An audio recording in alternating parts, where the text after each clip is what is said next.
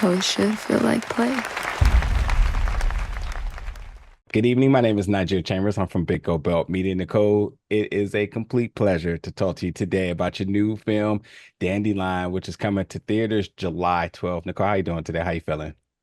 I'm doing good. I'm a little tired. I've a lot of traveling this week for the movie, so you caught me on my first cup of coffee, so I'm pretty mellow right now this year. I'm pretty mellow. It's okay. It's okay. It's okay. And I hope to talk to you a lot more throughout your career. I just want to start by saying that Holler was a fantastic film. That's when you first got on my radar. That's really one of the first films that really put IFC on my radar in terms of just their slate of films. And obviously during the pandemic when there wasn't a lot of films available, I was I was very thankful for the folks that was still being able to provide us entertainment and You get should us through you this should hard tweet time. that or X that. I think it's X now. I'm not on Twitter. You should tweet that at IFC. You should tell them. I will assuredly do that. But Yeah. that was Yeah. a fantastic film, and now you come back with another one. So just really quickly, just from your directorial debut with Holler now to your sophomore film in Dandelion, can you talk about just what that journey has been for you? Oh, Holler was I look back at Holler and as hard as it was, I learned so much and I worked with amazing people on that film and um it's it's it's so weird to think. I mean, Jessica Barden, who was the lead in that film, is just phenomenal and she's a mother now and a wife and Wow. it's so weird to think of the years when we made that film. She's always Ruth in my mind when I make a character like when I'm working with actors, I see them in other movies since we've made like when Dandelion's out, I saw Gus Halper in Rustin recently and I like Pam Adlon's now making her directorial debut with Babes Yep. and to see these friends and collaborators doing other things, it does a weird, confusing thing to my heart because they are those characters in my mind and I can't separate it. And so Yeah. it's like to be on Dandelion, but to see that they're on other things, I do get pangs of jealousy that they've worked with other people.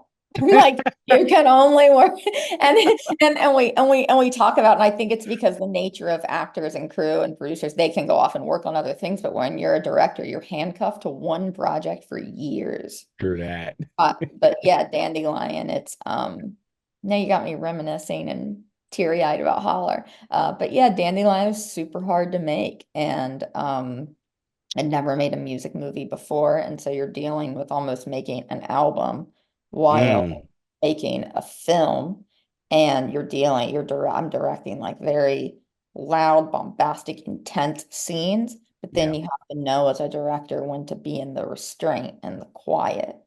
I don't think Yeah. people really reward directors enough when they're quiet. And it takes as much skill as a filmmaker to know when to be restrained than when it is to do that whopper of an ending, like that ending scene in Dandelion. People I'm think ready to talk about that. I I am love it. Like ready. people think that's directing, but then quiet locked off shots and knowing when to do that, that's equally skillful. I just feel like Yes. when we're talking, it's like in sound design, the loudest movies win. It's like, but you also need to know when to be quiet. Trust me, I love 1000%. loud movie. Like I love loud, like Same. muscular scenes, but I wish people did appreciate quiet moments a little more. I agree. I mean, Sound of Metal that year, I thought like Oh, easily how was the amazing big is that? is Riz yeah. Ahmed, come work with me, Riz Ahmed. Come work. Oh my God, I would die for that. Right? Hit him up and be like, Nicole says you could like play a table and she'll work with you. Like, what do you want? Like, what's your idea? Nicole will make a movie about a like table with you. What do you want to Yeah. do? Sound of I man, that movie, I could talk all day to you about that movie. same. That guy directed the hell out of that movie. Oh, we gotta meet. I knew you were like my cup of tea, but I didn't think we would vibe like this. You're fantastic, and I really do love your work. I do want to talk about the Indian since you brought it up, and I don't want to give anything away, but I will say this: why did you feel it was important for the fans to sort of have closure with Dandelion Teresa, but kind of a little left open with Casey. What was sort of the plan with that? Yeah, I think I love movies with ambiguity and ambiguity. God, it's Yeah. like first cup of fucking coffee here. And questions. I like questions. I don't like answers. I know it's like very un-American to like we want an answer. We want the film to tell us at the end where someone is. I just, as a viewer of movies, it's just my preference. There's nothing wrong either way. It's just that's how I like things. And so they both have both characters have uncertain futures. With Casey, I mean, that was him. It's a spoiler. I'll say where the final scene with Casey that you and I know, that was one of the first scenes I had in my head for the whole movie. Is I was like that, Wow. and I was like, and it has to be shot. It has to look exactly like this. And it's not that Thomas would ever do anything wrong or the crew or anyone would do anything wrong. I tried to let them know it's not you. Don't question yourself. It's that Yeah. I've had this scene in my head visually a certain way for Wow. 2 years, and I have to get it out exactly as it exists in my head. And it's to me, it's just so sad. It's like it's an abandoned dream, and we don't know what's going to happen. I do think you get a little certainty with him. We know the road he's gonna take. I mean, one of the first lines he says is it's hard to quit too. I don't think, Yeah. and they're never intentionally quit, right? Like we don't intentionally say, today I quit. It's chipped away at over Mm, time. Dreams erode over time. There is no today I quit. mm. Like That's things, powerful. yeah, like even relationships, anything in our lives, like they slowly slip away bit by bit, and then one day you're like, oh, it's gone. And I don't even Mm, remember how it's gone. I don't remember how I'm just a guy who used to be in a band. mm, mm. I've definitely watched this film and grabbed a lot of themes out of it. And I was curious for you, and I guess this is more of a selfish question because I felt like I really connected with the film, and there's obviously a lot of things that resonated in my own personal life. And then I think everybody's going to have some measure of connectability, whether you are an artist or anybody who, I mean, everybody had a dream at some point. And Everybody as has you a dream. mentioned, Yeah, yeah. everybody has a dream. What would you say are some key moments and also some other key themes maybe that some folks may overlook throughout this film that you think really puts them on like really puts them into in terms of the path of the story that you're trying to tell? I think when she's in the Badlands is one, when she's roaming through nature, because look at all that beauty around you. That took millions of years to form.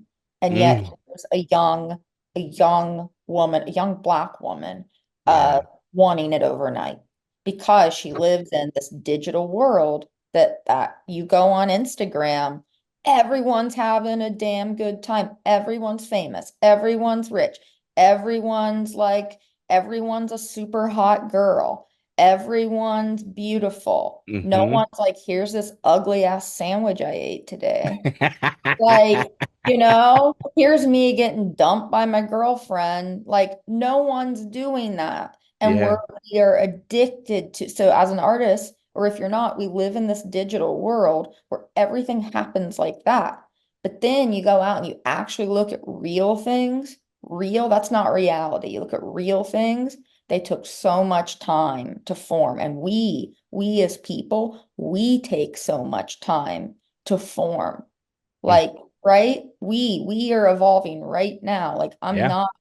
I'm not like the best filmmaker right now. Like there's no such thing. I'm just gonna like learn as I go. And you accept that as people. And then early in the film when Dandelion's um like playing her guitar and we hear it and it's all the establishing and B-roll shots of Cincinnati, Ohio. You see over the Rhine, you see all that. But then you see these big shots of the banks. The camera's tilted up, they're gray, sterile, institutional. And then you get a little dandelion by the bridge, like Mm, all in the bottom of the frame. And it's like that's what's looming over her is this idea of success. And our idea wow. of success is, do you make money? Do you not? And it's really that bottom line. There is no nuance. Do you make money or do you not? Do you make people rich or do you not? And if you don't make people rich, it didn't work. It didn't Mm, work. You're not successful. It doesn't matter if you have like a rabid fan base that loves your music. Do you make money or do you not? That's very yeah. American value. And then also earlier in the film, you hear JD Vance talking. It's I like buried it because I didn't want to like turn people off. It's like very buried, but it's there. Who was running for election in Cincinnati, Ohio. Um, and he, had that book Hillbilly Elegy, and as Dandelion's making the sandwich and with her mom, and in this black household, and very low income Yeah. neighborhood, you hear, and because I come from very low income neighborhood, Yeah. and you hear him saying that, in his election speech, and he did win that election, that, this country has been so good to a kid like me. I picked myself up by my bootstraps, me, this hillbilly boy from Ohio, and look what I became. And you see Dandelion, and it's like, yeah, for you, but you're Yeah. not a young woman. You're not a young Black woman. And